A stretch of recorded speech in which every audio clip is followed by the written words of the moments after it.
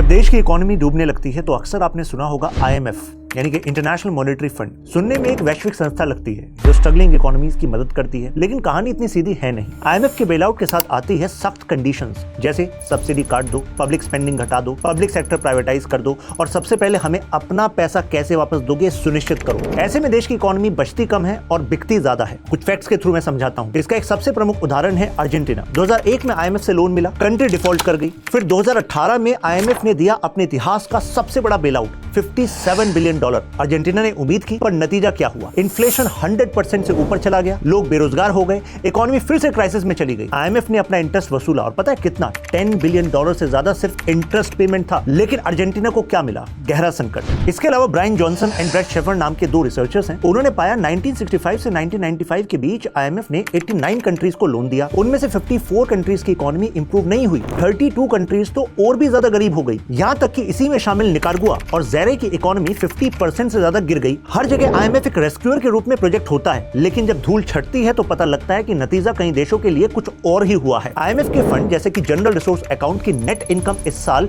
$3 billion से ज्यादा project की गई है। यानी दुनिया में जितनी आर्थिक तबाही आएगी, IMF उतना ही अमीर होता जाएगा। ये सभी फैक्ट्स कंक्लूड करते हैं कि IMF दुनिया के अमीर देशों के द्वारा बनाई गई गरीब देशों को लूटने या उन्हें आर्थिक रूप से बर्बाद करने वाली संस्था बन गई है।